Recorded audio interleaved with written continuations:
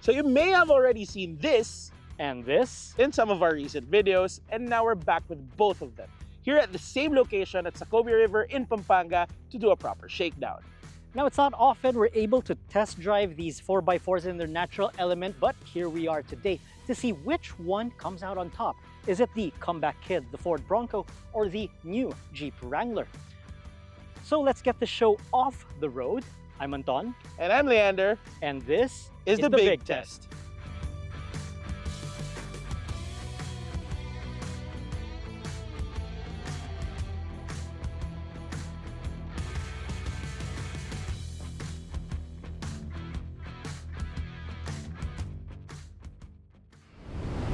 All right, so first order of business of the day is, of course, performance. And what I have here is a 3.5 liter twin turbo V6, which is quite a lot more compared to Leander.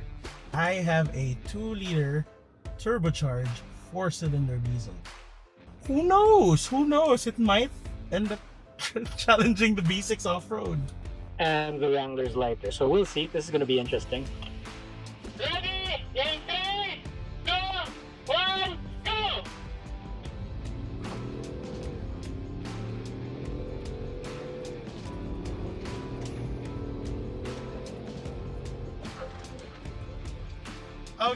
Okay, I want a redo. One more time. I got smoked. Okay, redo, and we'll see just how far the gap between the Bronco and the Wrangler is. Ready? In 3, 2, 1, go! Oh, he's getting off earlier off the line.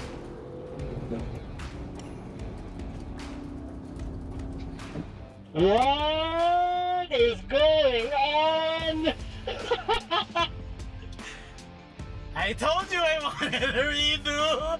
I kind of mislaunched it the first time. So yeah, I guess this is going down to a tiebreaker. In 3, 2, 1, go!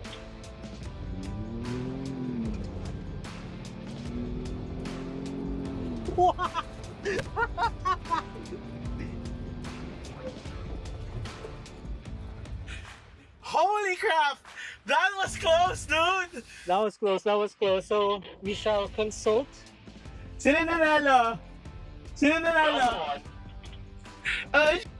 Bronco V6 power wins! Wild, wild. So performance goes to the Bronco, but surprisingly by a hair. On to braking test, dude. It's your time to shine. Of course, with acceleration, we have to know how these things perform under braking. And, you know, these are off-roaders, so we want to see how their anti-lock braking systems perform when the surface is a little bit loose. So I'm going to go first in the Bronco. We're going to hit 60 kilometers per hour and just throw the anchors when we hit a braking point. Pretty straightforward, so let's get going.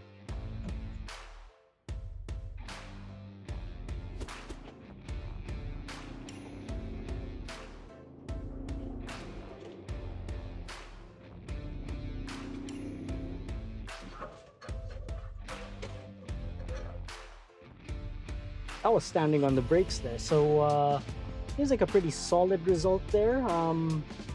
So yeah, it's the turn of the Wrangler with the Bronco setting the benchmark. Alright, so we've done the Bronco, now it's the turn of the Wrangler. A couple of things here. The Wrangler has narrower tires, but it is also lighter than the Bronco by a significant amount. So like the acceleration test, this might be a close one, but we'll see which one it swings in favor of. So let's just head into drive and let the brakes do the talking.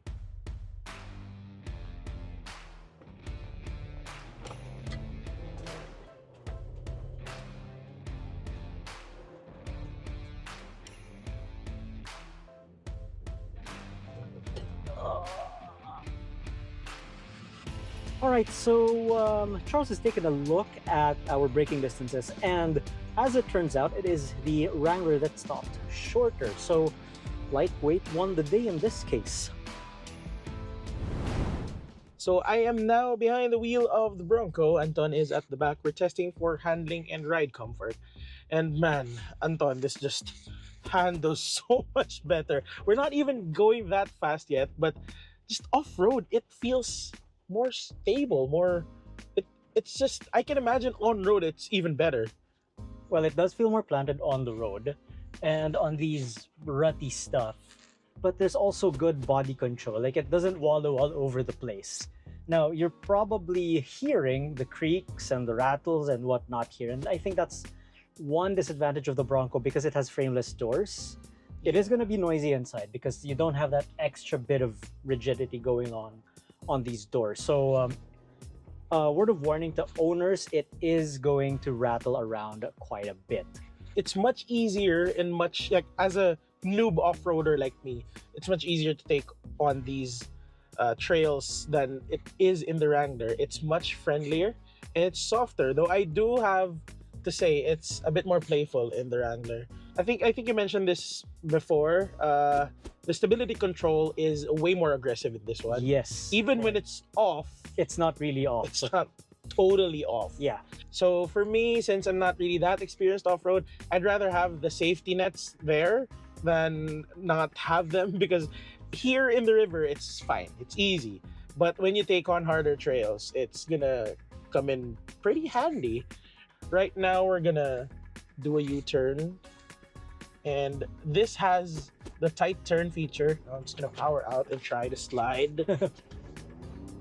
Yeah, I guess that gives us enough insights in the Bronco, would you think? Yeah, yeah. So I think it's time to try the Wrangler. I'll have Anton driving that one because that was the car I brought in here. So yeah, let's go. But even at lower speeds, I noticed that it does like moving around a bit. There's really no sense of straight ahead in this car, or SUV rather. Even on road. So how is it on road, Leander? On road, it's not as bad, of course, but when you're cruising along the highway, you can't keep a steady hand on the steering wheel because you keep having to correct it when you're driving on the road. As for its ride here, it's pretty much worse than in the Bronco. So I have the GoPro with me right now because we couldn't mount it on the windows because it was shaking too bad. The vibrations were pretty harsh. The body roll is so much more significant here in the Wrangler. Oh my god, there it goes. There's a reason why an anti-roll bar exists, ladies and gentlemen. So yeah, it's just rolling Yeah. around. And we were doing like 16 kilometers per. I see the charm in it. I mean, there is some novelty to it. I get it. Some people like that feeling that, you know, when I drive a truck, I want to feel like I'm driving a truck. Try it out for yourself. See if you're okay with the feeling of it. Because it is a whole world different from the PPVs that we normally drive, like Everests or Fortuners. Some people are going to say that, oh, if you're getting an off-roader, you should feel the whole off-roader experience. But let's be honest here, most of the time, to get to a trail, you're going to have to drive on the road. You know, if it's a trail-ready SUV that you're ready to just, you know, on a moment's notice, I want to go to a trail today, then it's going to have to be the Bronco. I do agree with Anton. Precision is not in its name. The Bronco isn't super precise also, but so much better than the Wrangler. So I'm gonna have to give my points in terms of handling and comfort to the Bronco, but I also understand that this does have its appeal. I guess that brings us to our next test, because this has been sort of a runaway for the Bronco, this test. All right, let's go. All right, so it's time to check out their interior. So Leander, take me on a tour inside your Jeep. Okay, so here in the Wrangler, what I can say is that it's very retro, but it's also full of so many buttons. So much buttons, all Look at cramped up here. those. So the problem here is that Those. since you have removable doors, Yeah. some of the controls have been moved over to here. So all of the other controls for off-road are also here. You have your differential locks, you have your off-road plus mode, sway bar, disconnect, and yeah, everything is just very mechanical. And I like the feel of the cabin. It's very solid, actually. You know, from the outside, you might think that it's not the premium interior. Yeah, but Man, it's not luxurious, but it's I am actually pretty genuinely solid. surprised though. Like, even the whole door panel is soft. Yeah. What I don't like about this one is that every time you turn it on, you have to press this to turn on the infotainment. Oh, But this okay. is new. This is new. It's I think 12.3 inches. Okay, this is a huge improvement over the last Wrangler. Yeah, I it's drove. so much better. And this has wireless Apple CarPlay, wired Android Auto, and a beautiful sounding Alpine audio system. Space up here for our torso and up, it's fine. Footroom, not so much. Oh yeah. Because the transmission tunnel is huge. Yeah, it's huge. Yeah. With 2 people at the back, it's okay. Yeah. But I tried stuffing 3 people there. It was kind of bad for the middle passenger. Okay. But you do have amenities. You have AC vents. You have USB-C, USB-A charging ports, two of each, and you have a 110-volt socket. Oh my god! How American is that? I thought it was nice to have an outlet there, but it's a 110. So All yeah, right. honestly, genuinely surprised about the Jeep's interior. I actually like it. Just a little bit tight around the feet, but you know what? This is nice. This is Yeah. awesome. So let's check out the Bronco because I haven't actually been inside a Bronco. All right. Okay, Leander, I shall take you on a tour of the Bronco, but first I want to hear your impressions. It's easier to get in. The door is just, it opens wider, and the opening is wider for us. Even for the back seat, I just took a peek, and Yeah. it was freaking terrible in the Wrangler. It's a lot more spacious in here for the feet. Yeah, so much. Let's be honest, both these cars don't have great ergonomics because of Do the not. because of the detachable They do doors.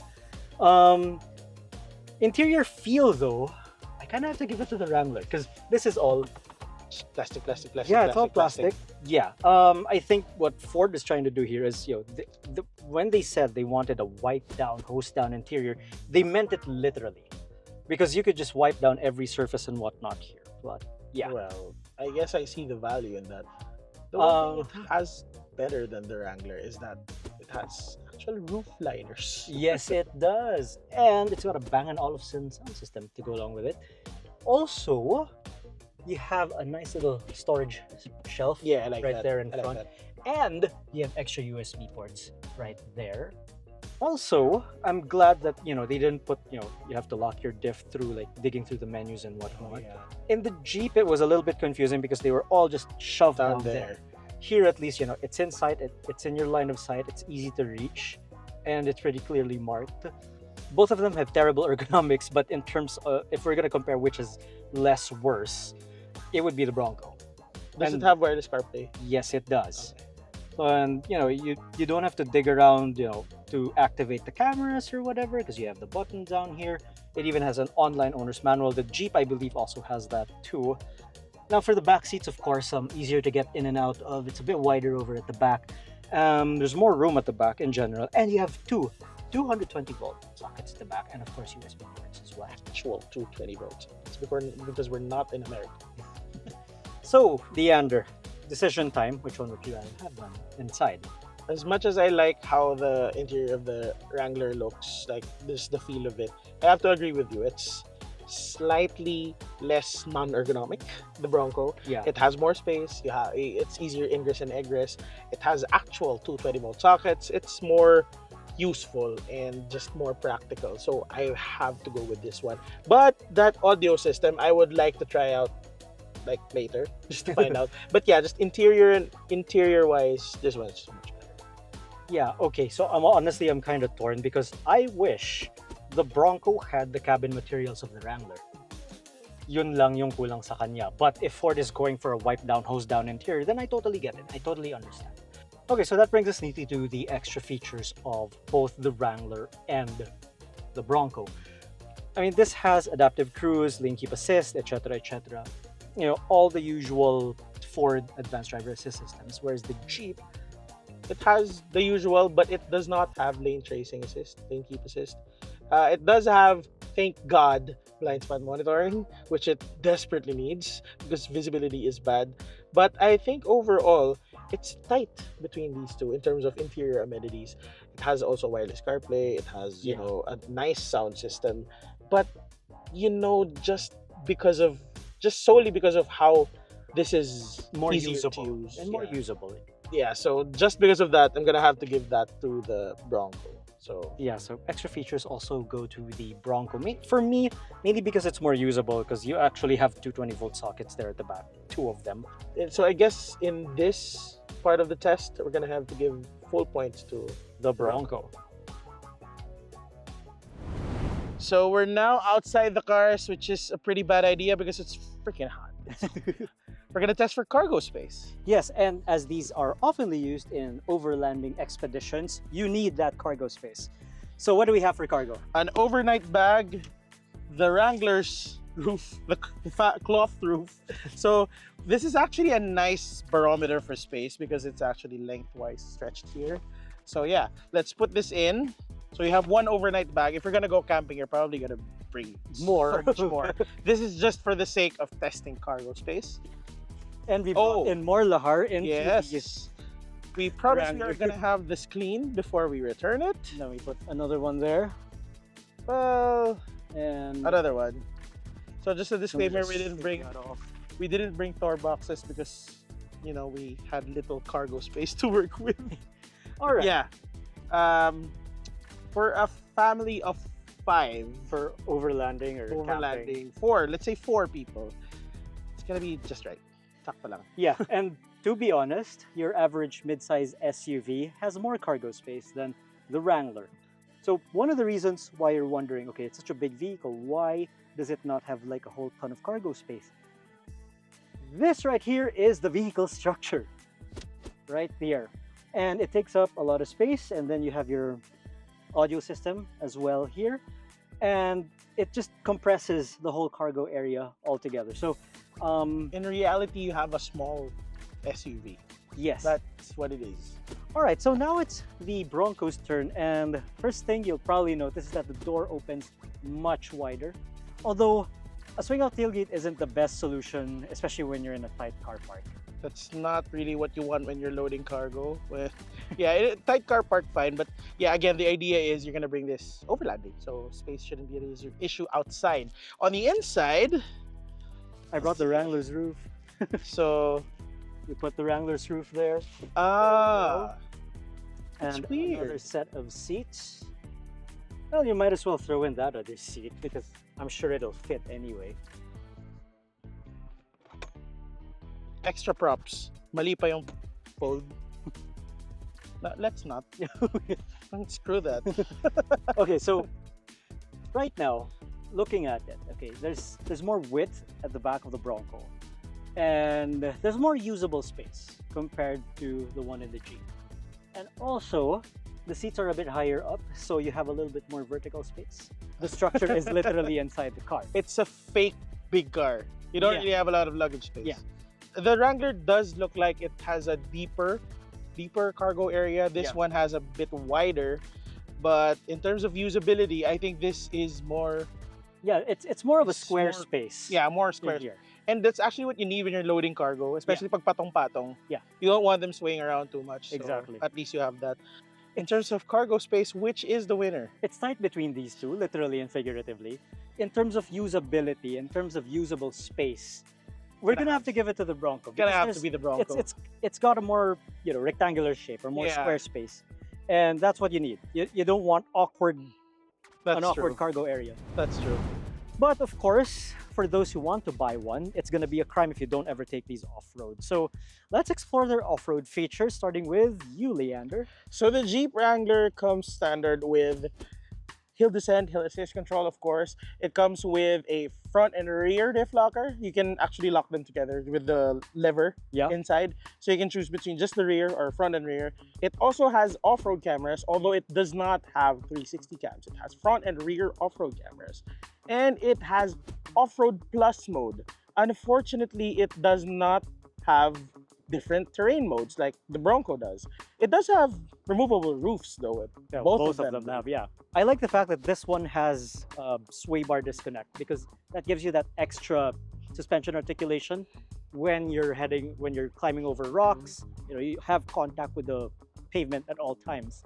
Now this one doesn't have it, unfortunately, but it has goat modes or goes over any terrain modes. The Wrangler doesn't have it. Nope.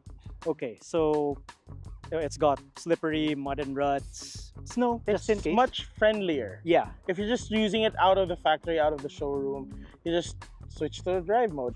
and at the same time, there are a couple of neat little details in the Bronco that make it's a bit more thought out. No? like these wheels. It doesn't come with beadlocker tires, but it comes with beadlock ready wheels instead. And that one I like. It's This a one? load rated mounting points. Yeah, I think, each side is 150 pounds. Yeah, so that's a very big addition as well.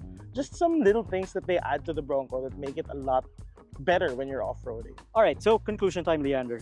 Clearly, as capable as this Wrangler is off-road, Ford just made a lot of things better with the Bronco, and true enough, it is a newer car, so props to Ford. We're gonna give the points to them for that. Yeah, there's just a little bit more details in the Bronco that's just a bit better thought out. This is still still has a lot of features, and the sway bar disconnect really is a winner on the trail. But as you said earlier, it's friendly for beginners, and veterans will appreciate the extra features. How much is that? Okay, so this is a little under 5 million, and it's actually about twice the price of an Everest. The new Jeep Wrangler Rubicon stickers for 5.78 million pesos. That's nearly $1 million pesos more than the Bronco. Wait, why? I don't know, man. I mean, the last Why? time I checked, the Wrangler was well under 5M. I don't know what happened. Okay, I first reviewed a Wrangler, and it started at less than 3 million pesos. You're old, man. But yeah, I don't think we even need to discuss this because clearly you have a lot more going for you in the Bronco. No point of discussion there. Dude. Yeah, I know a lot of fans of the Wrangler. They've actually asked me about this one when I had it. I still get it, but you know, just strictly speaking, value for money, get more in the Bronco. Okay, you have to really, really be a huge fan of the Wrangler to buy it at 5.7. Or you just don't like the Bronco. Either works. Or you hate Ford that much. Either works. So yeah, clearly value for money goes to the Bronco. So Leander, it's time for the tally. So we did acceleration test first. That was very fun. Yeah. 2-1. 2-1. went Yeah, to it was Bronco. close. Surprisingly it was close. pretty close. I think with a bit more practice. No, just kidding. So 1 point to the Bronco. The Wrangler gets 0. Then in braking, Tall and narrow won the day. and it's lighter. Yep, So it's yeah. also lighter. 1-all. We did ride and handling tests. Which went to Clearly. Ford. Clearly went to the Ford 2-1. Then we did interior and extra features, also to the Bronco 3-1. Then we capacity. did cargo capacity. Well, that was a pretty tight one. Yeah. Literally. They were and both pretty tight at the figuratively. back. So Bronco 4, Wrangler 1. Then extra off-road features. Clearly Still went to the Ford. the Ford. And lastly, value for money. Which still went to the Ford. So I'm sorry, Jeep, but 6-1. This is Yeah, a I bigger don't- runaway than I thought. This put up a good fight. Fair enough, yeah. It put up a good fight. It's just that, there are a couple of details that let it down. And yeah, to be fair, it is a newer car, the Bronco, so it has more updates, it has more modern features, and I think what it has against the Jeep is that this has been here for a while. Ford has been studying the market for a while, so Yeah, and props to them. Ford really studied the Wrangler when they were developing the Bronco. specifically the Wrangler. Yes, So, and they did their homework. So good job, Ford. Decisive victory, but the Jeep put up a good fight. I guess that's it for us today. We still have some time left, so maybe we'll play around the Socobi River before we head on out. Yeah, So- because they're not dirty enough yet. Yeah. Thank you guys. This has been Leander, And Anton. and we'll see you guys in the next off-road big test. It's gonna be a lot of fun again.